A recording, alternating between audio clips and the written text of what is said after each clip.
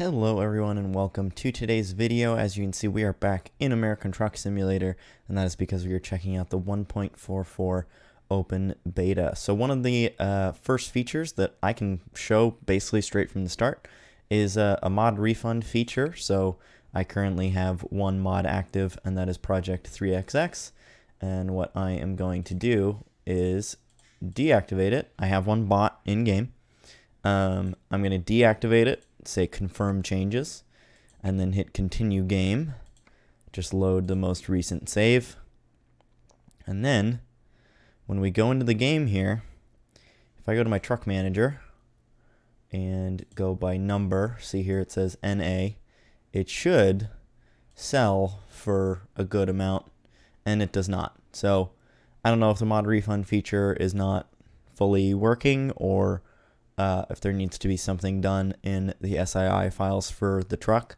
But either way, from my understanding, that was supposed to replace it with a normal amount for the vehicle, and sell it, and it would, give you the good amount. Oh, okay, here we go. So you say missing. It says missing mod detected. The affected vehicle parts are eligible for a refund.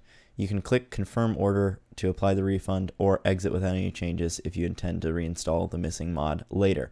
So I'm going to click OK, and then it says refunds are only $10, and I would pay $125,000.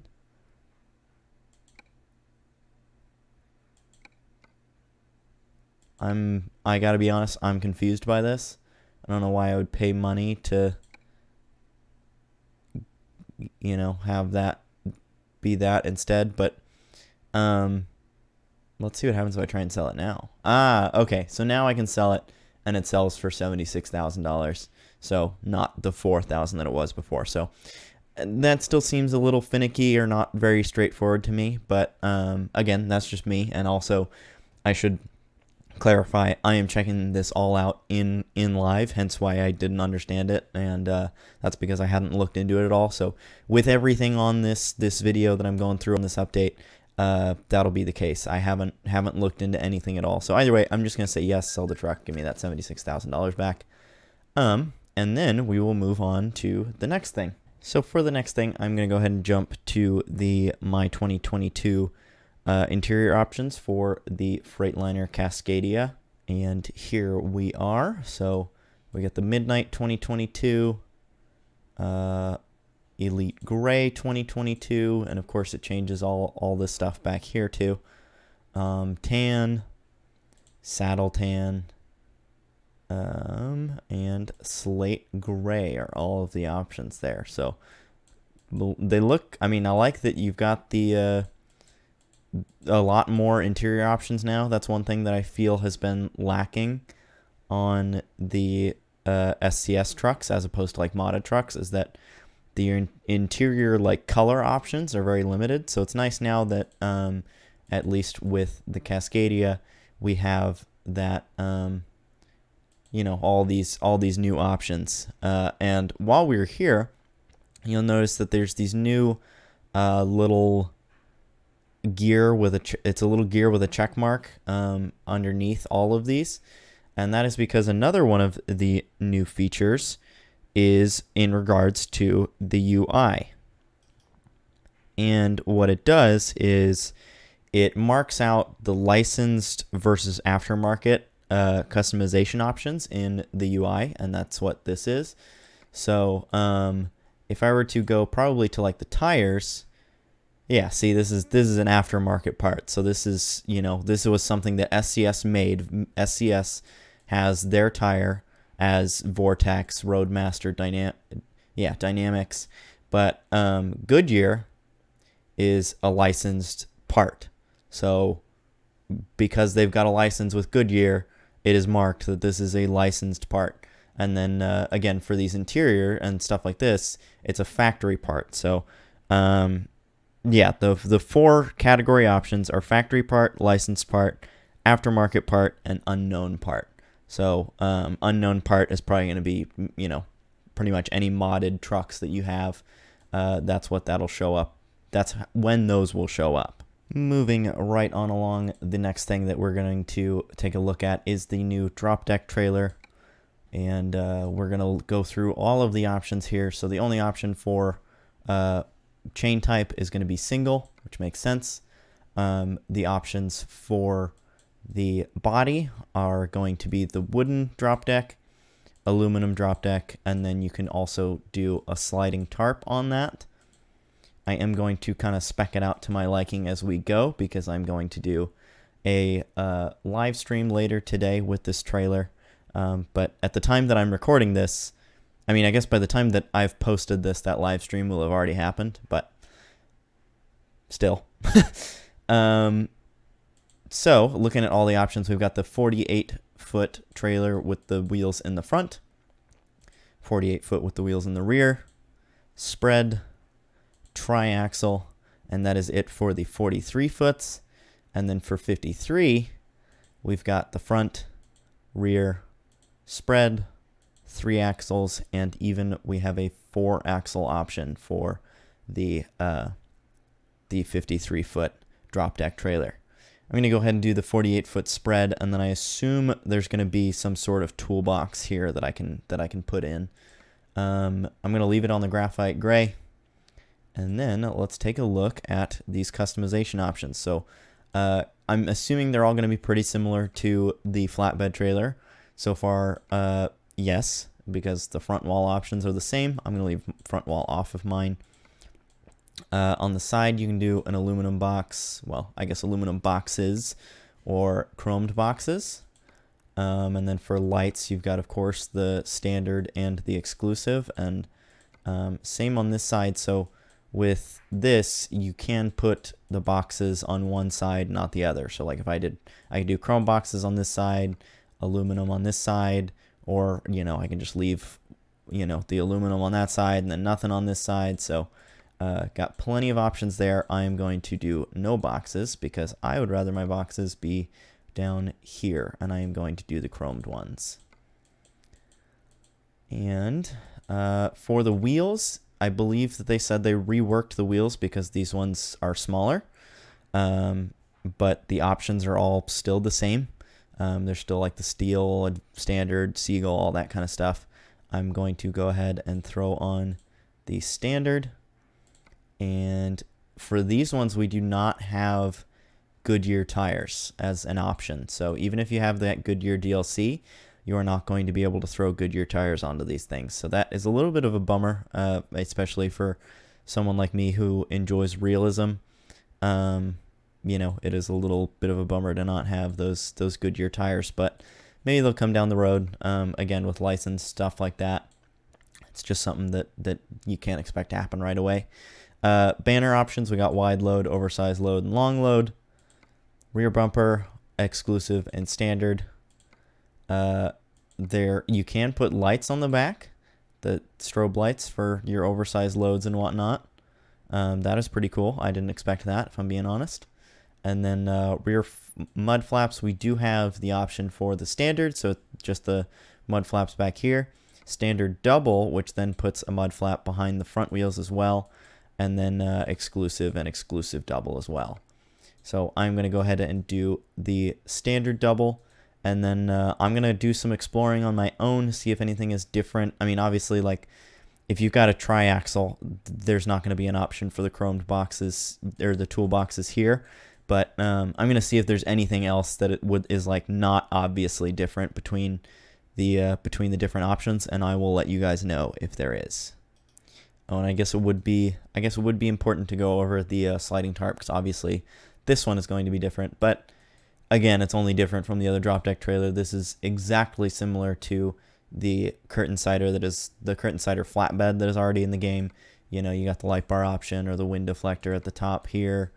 But as far as everything else goes, exactly the same. And as was expected, no changes as far as customization options between the 48-foot and 53-foot, as well as, aside from not being able to put the boxes between the spread axles, no other options. I mean, no other change in options between the different configurations either. So we will go ahead and move on to the next thing. And this next feature that we're going to take a look at is what I'm sure most of you are most excited for, or at least maybe, I don't know. But either way, that is going to be the introduction of air suspension. One thing to note, the truck does have to be on, like started and engine running. It cannot just be like your electrics are on. The engine has to be running for this to work. And since I've got a wheel and pedals, again, the buttons do not come assigned, so you have to find buttons that you want to assign them to. Since I've got a wheel and pedals, I don't need any of the WASD keys, or I don't use the quick replies or anything. So what I did is I had W be raise the front suspension. I had E be to raise the rear suspension. I had S to be lower the front suspension. D to be lower the rear suspension. And then I had Q be to reset. And if you notice that sound there, when you hit reset, it does, it lets out like a little bit of air at a time. So I kind of talked over it that time again, but I'm going to not talk over it this time. So here we go.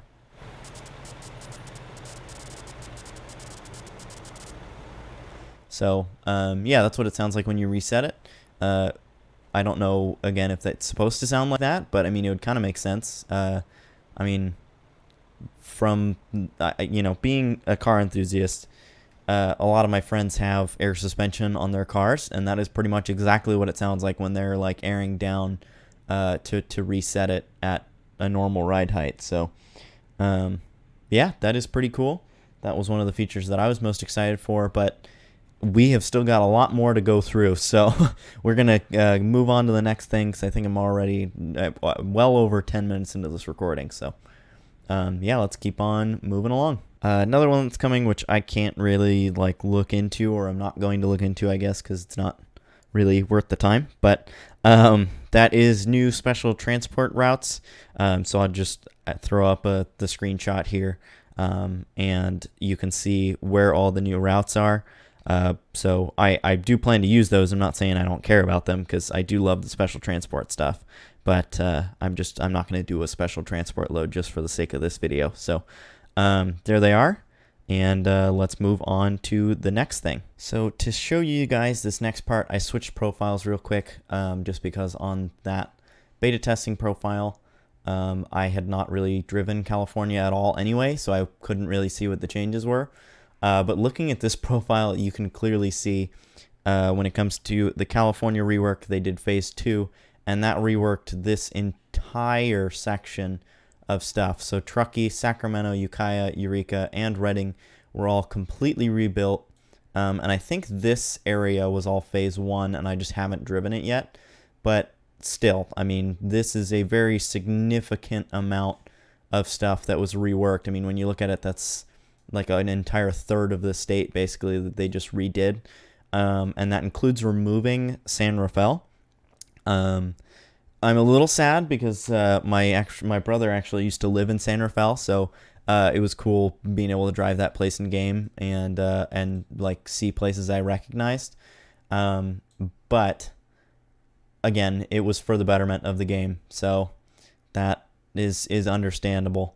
But yeah, so we'll go back into the mod-free profile, and we will take a look kind of at all this. We'll quickly go through each of the cities and see how they look now. Okay, I have now dropped myself just north of Eureka, and what I'm going to do is I'm just going to go into the free cam, and I'm going to fly around Eureka, Redding, Ukiah, Sacramento, and Truckee.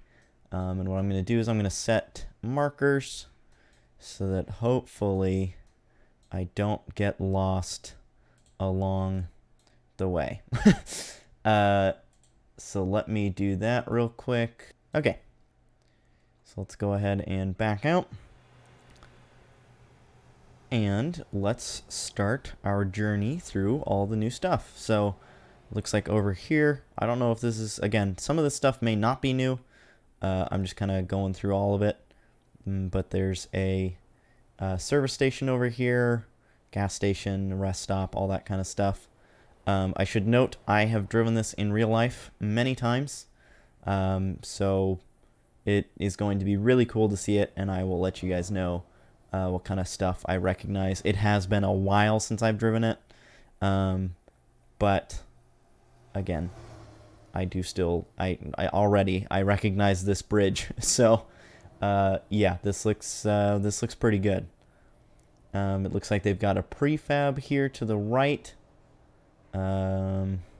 Looking to the all this is super legit. I have actually stopped at this gas station before, and in real life it is a Chevron. So they really paid attention to detail there. That's pretty cool.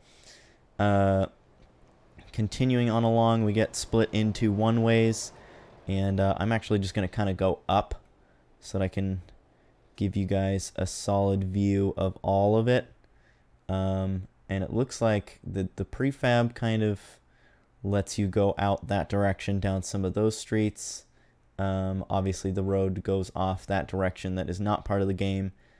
Same with that direction. But and of course, that because I'm so high up, it's gonna, you know, eliminate some of the things. But yeah, this looks pretty good. I mean, this is pretty spot on. They've got the super sharp corner down here at the end, and then the one-way stop, and we're back to being side by side. Yeah, continuing on through, lots of stuff. There's some prefabs down here, it looks like. Train tracks.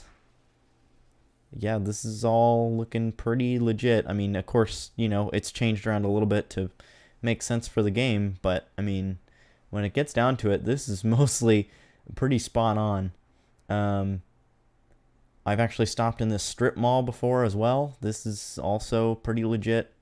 I don't think in real life that there's a car dealer there, but I could be wrong. There might be one. Yeah, so that was it for Eureka. Let's continue on down to, I believe Ukiah is next. And I'm gonna stay with you guys through this, because I mean, all this was reworked too. It's not just the cities themselves. The roads between the cities were reworked, and I can tell you again, this all looks pretty legit. I mean, I can recognize bridges and landmarks as we're going along here, and that's pretty cool. I apologize that it is a little twitchy, just because of me moving the camera around, and again, how fast it's going. It is going to be a little funky.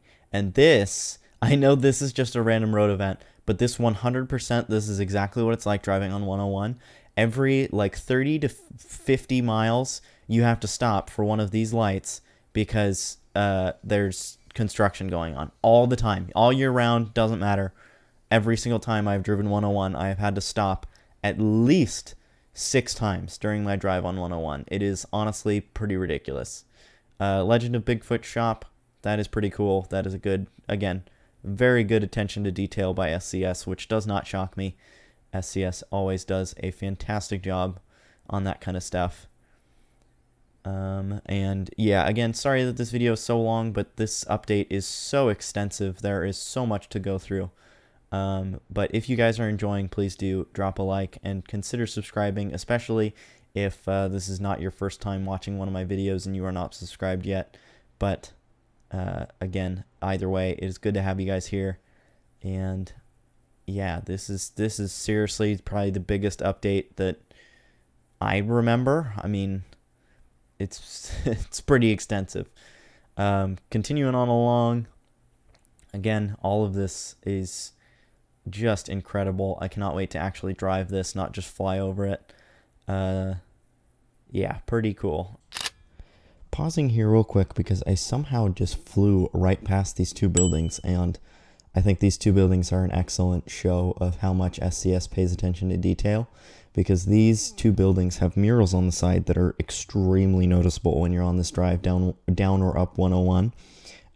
And they did a fantastic job of copying those murals so that they look identical to what they look like in real life, at least from what I can remember.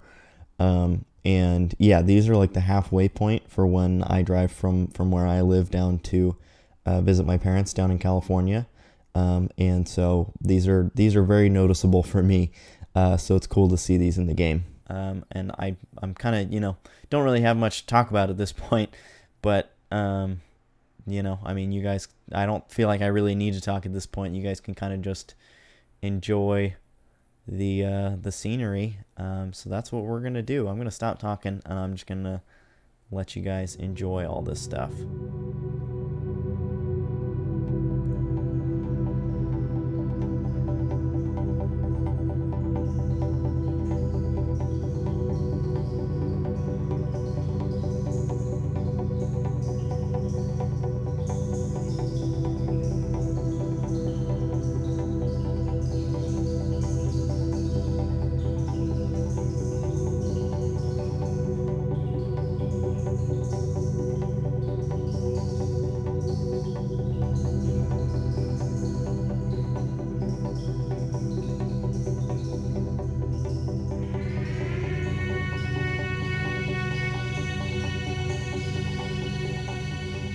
So figured this is something I should probably talk about real quick.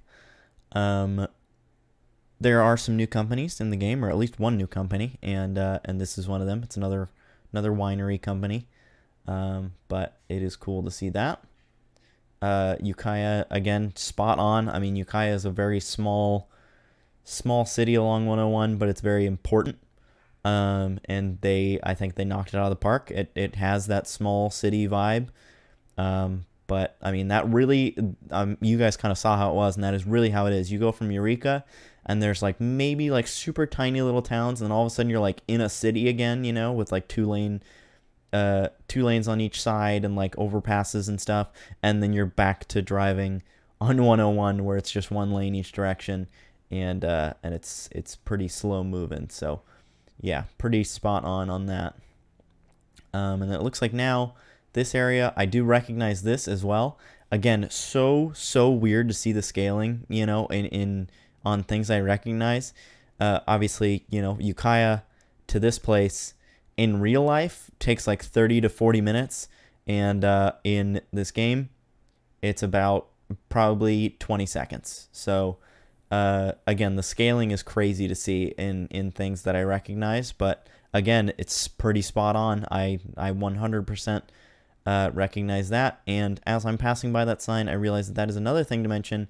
They did change the mileage signs so that they are based on in-game mileage, and they are now completely legit.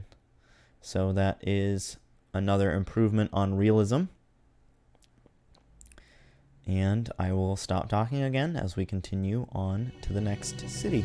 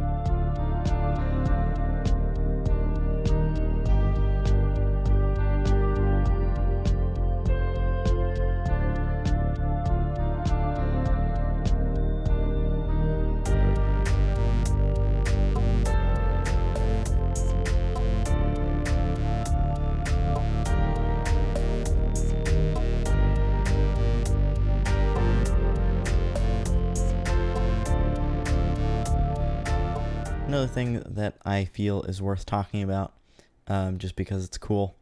My family and I used to always go. My grandma lives in Auburn, and that is near Truckee, and so Truckee during the winter gets a ton of snow, and this specific rest stop we would actually go to, and you know, obviously there's a ton of parking, and all these like hills and stuff back here is where we would sled. We would sled and play in the snow and stuff.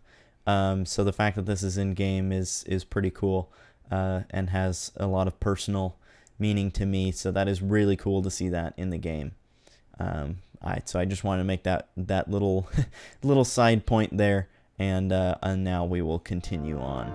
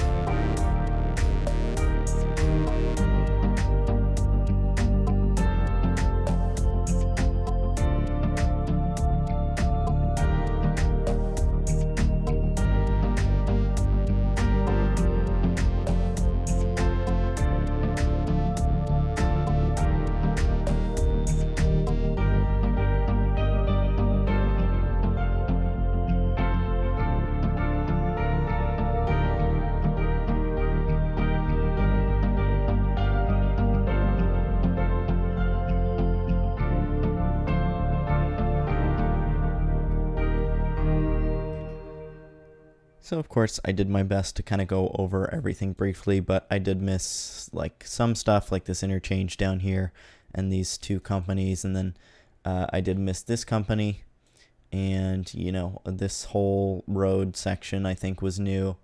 I think I covered most of Reading. I didn't get up here, but either way, you know, there's still plenty more for you guys to explore on your own as well. So definitely do that.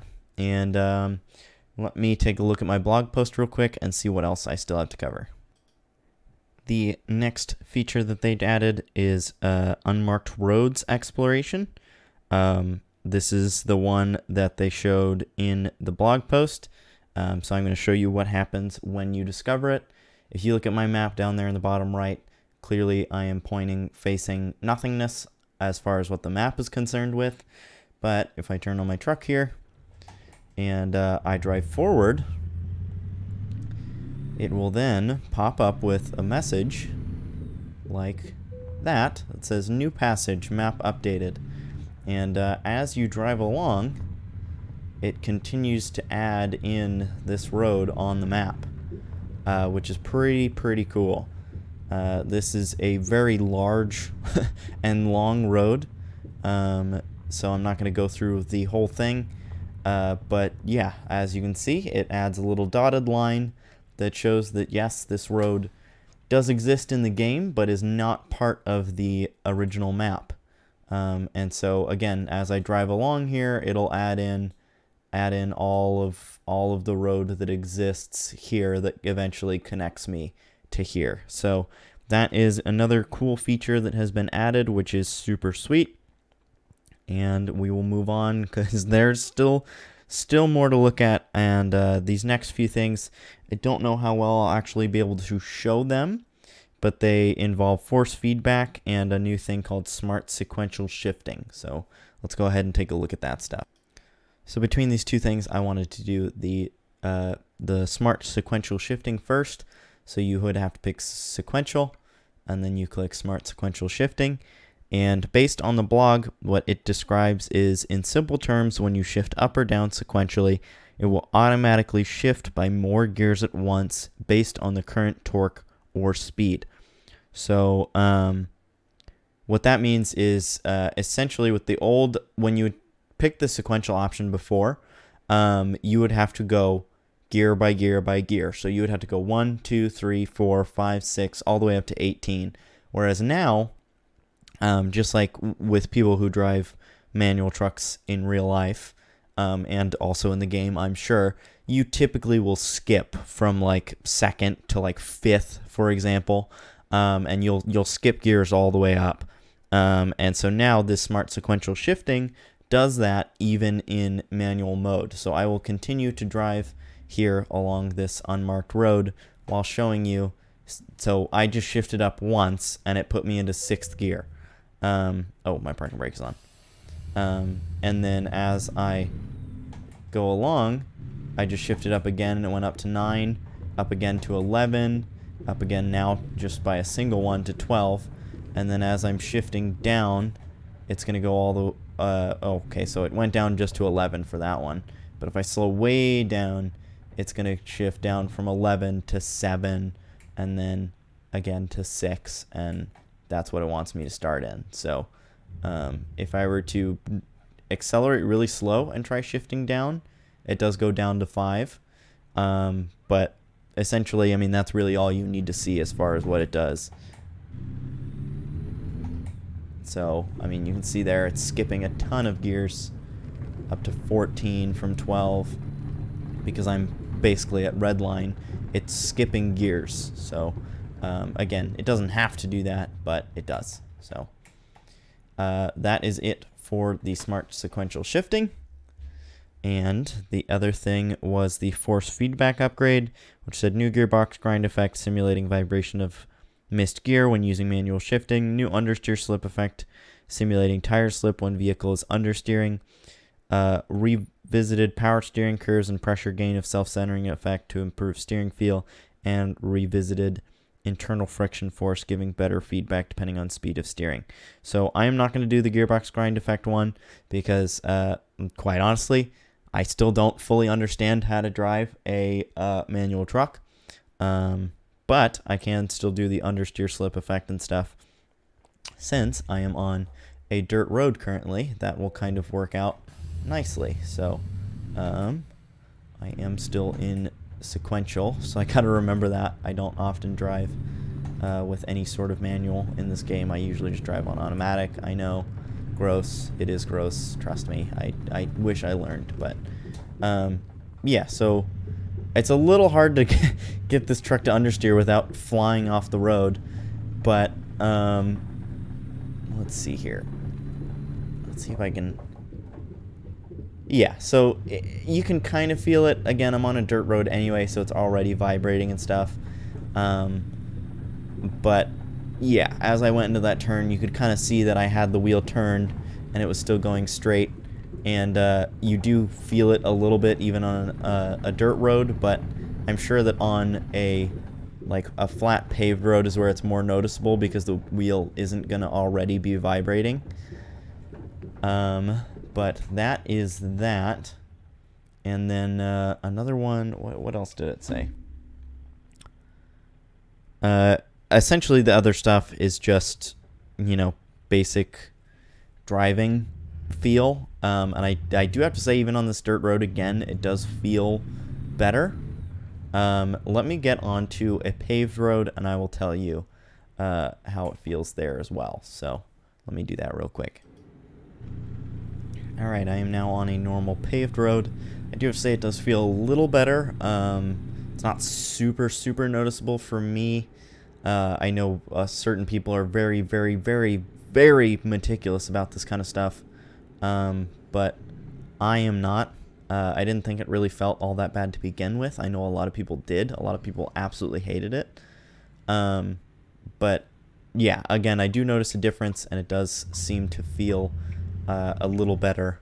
But hopefully the people who are so meticulous about it will be able to give better feedback, and also hopefully to them it does feel a lot better. So I think, let me double check, but I think that was the last thing actually, and I hope it is, because this video I'm recording is currently at well over 30 minutes now. So yeah, hopefully that was the last thing. And it was not. So the next thing, if you go into your gameplay settings here, it is called the interior camera horizontal lock. Interior camera horizon locking factor. I'm assuming that that's just what it is. I thought maybe there was a thing to turn on or off. So right now it is at essentially 50%, we'll say. So I will move it down to 0 and then show you kind of how it looks when I drive.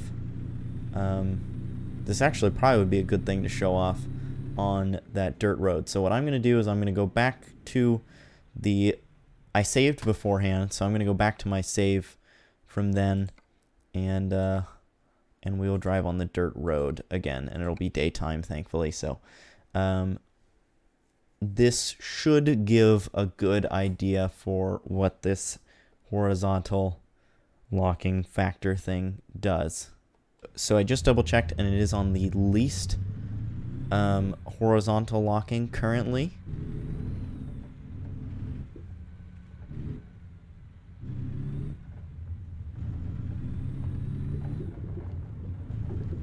And now what I'll do is I'll reload that save again, and I will do the most locking, and then I will throw them side by side.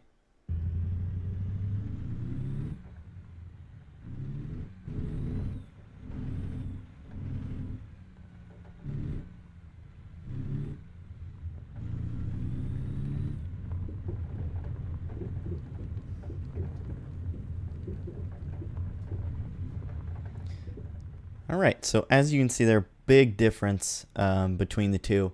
Obviously, again, with the most horizontal locking, you're really going to be able to notice when you're going up a hill. So, like, I mean, you saw how big that hill was that I just went over.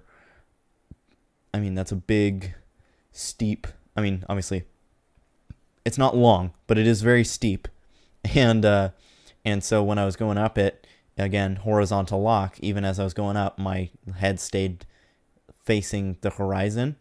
So I do think that having a good balance between the two keeps it realistic, because again, you know, as you're driving a truck, you're not going to, or any vehicle, and you're on a hill, you're not going to keep your head facing the horizon. You're going to be keeping your head facing the road. But you know, it is also still cool to not have it just like completely locked facing a certain direction. It keeps it realistic that your head is, you know, again, like as the truck kind of bounces around, your head is kind of you're gonna want to keep your head facing the road. So that is cool. I do like that, And again, I think I might have mine somewhere around 50%, maybe like 75%, but I'm sure there are going to be people who are going to like it at 100. I'm sure there are people who are going to like it at 0. So yeah, that is a good implementation. And the final thing, which did not get its own section, but it is in the changelog, is there's a few areas in New Mexico. They got some very small revisions, just like road network revisions. So it looks like Raton. I don't know. I can't pronounce that. Anyways, looks like that got some small revisions as far as this road goes, and maybe just this connection here. And then again, some small adjustments here, and small adjustments in Farmington, just like a tiny little one there, and some here as well. But that is the last thing. I hope you guys enjoyed this video. Again, it was a really long one. I'm very sorry, but 1.44 just had so many new features, and I wanted to make sure I went through them all. Again, I'm sure there's still more that you probably could find that I didn't hit, so make sure that when you do get into 1.44, you explore all the things that you want to. And with that being said, I hope you guys enjoyed. Please do consider dropping a like, commenting, and subscribing. And I will see you guys in the next one. Peace. Say goodbye.